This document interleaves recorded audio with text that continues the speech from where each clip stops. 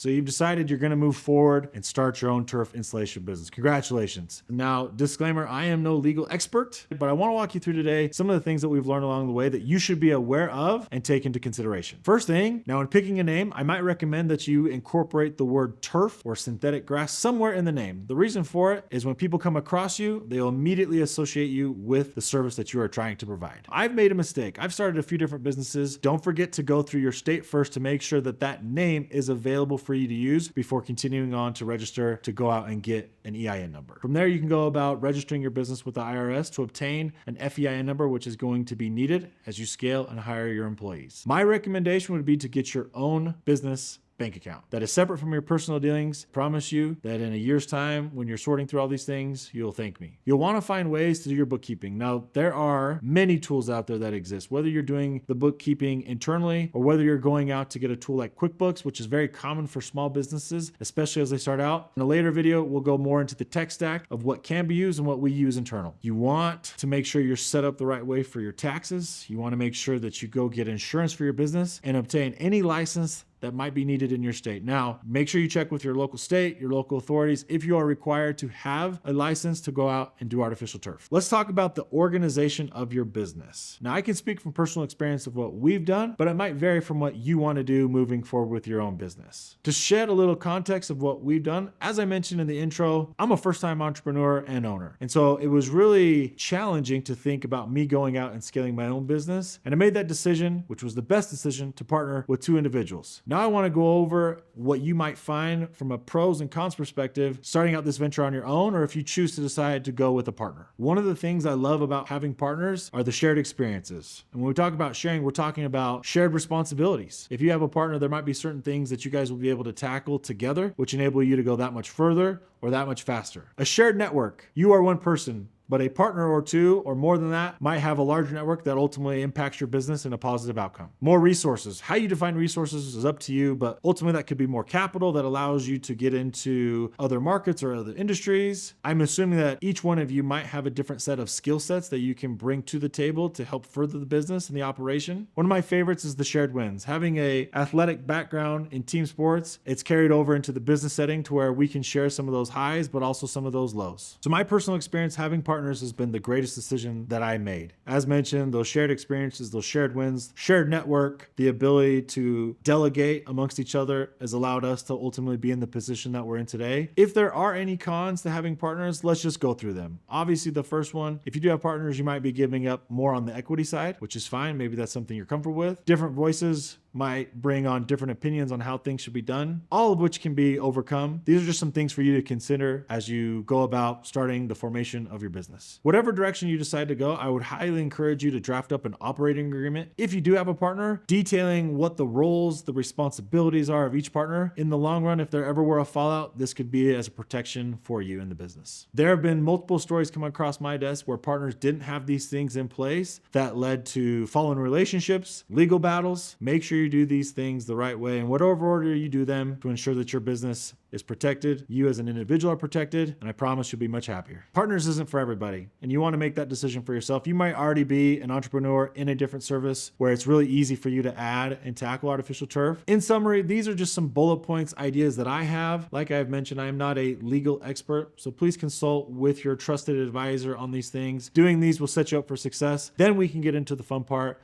which is turf installation.